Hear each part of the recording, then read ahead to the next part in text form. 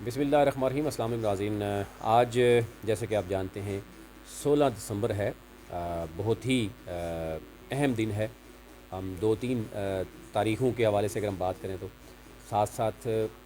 آج کیونکہ وزیر اعظم عمران خان نے کے پی کے اسپیشلی پشاور کا دورہ کیا اور وہاں پر انہوں نے بڑی اہم گفتگو کی۔ ایک تو سینٹ کا الیکشن پہلے کروانے کے حوالے سے جو بات ہو رہی ہے اس میں کس حد تک حکومت سنجیدہ ہے، اور دوسری طرف ہم اگر بات کریں تو اپوزیشن یہ کہتی ہوئی نظر آتی ہے کہ حکومت جو ہے وہ این آر او مانگ رہی ہے، اور حکومت یہ کہہ رہی ہے کہ اپوزیشن این آر او مانگ رہی ہے۔ اس پر بھی بڑی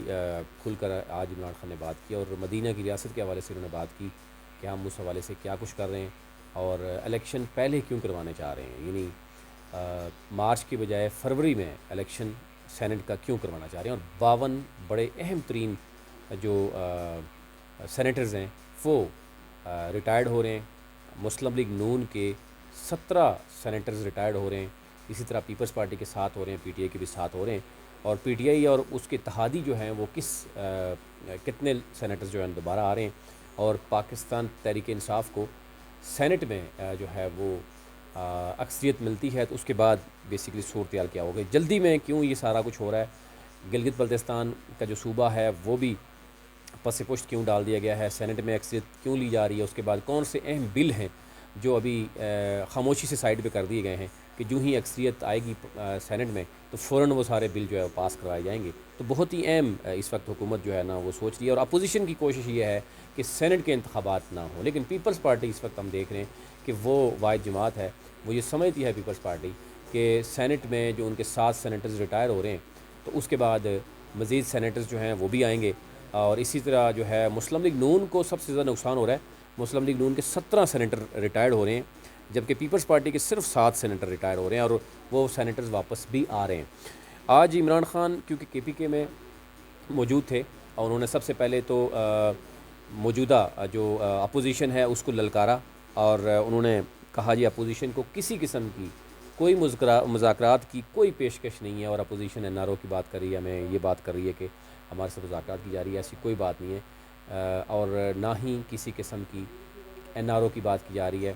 اور بڑے واضح الفاظ میں انہوں نے جو ہے نا اس حوالے سے بات کی۔ پھر انہوں نے کہا جی کہ نیب نے 34 صفحات پر این آر او جو ہے وہ مانگا، نیب کے معاملے میں نیب ترامیم کے حوالے سے اپوزیشن نے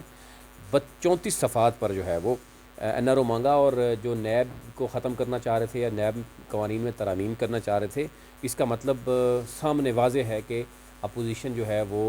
نیب کے معاملات میں این آر او مانگ رہی تھی کہ نیب کو ختم کیا جائے، یا کیسز میں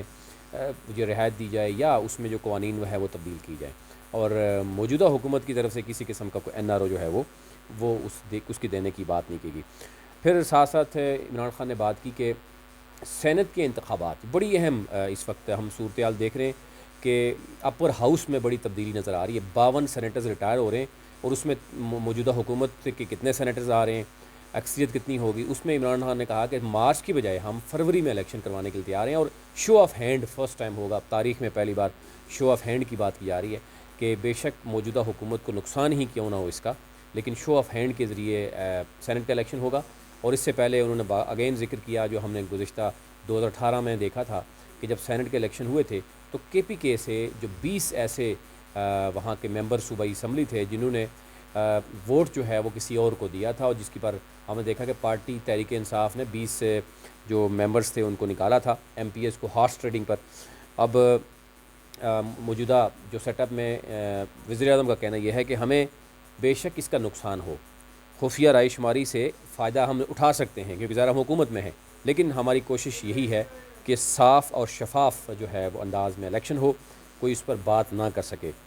کیونکہ اس کے ساتھ ساتھ ہم دیکھ رہے ہیں کہ آج کا دن بہت ہی اہمیت کا عامل ہے، 16 دسمبر ہے،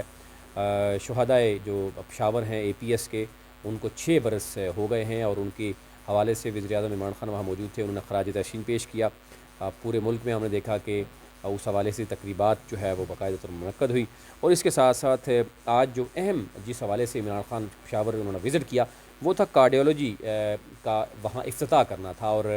یہ وزیر اعظم کا کہنا تھا کہ کے پی کے کی عوام کے لیے ایک بڑی خوشخبری ہے، اور ساتھ ہی افغانستان سے بہت سے مریض جو ہیں وہ آ سکیں گے اور وہاں پہ علاج جو ہے وہ کروا سکیں گے، اور پشاور انسٹیٹیوٹ آف کارڈیولوجی جو ہے انہوں نے یہ بھی کہا کہ مدینہ کی ریاست کی طرف اہم قدم ہے. ہم کوشش کر رہے ہیں کہ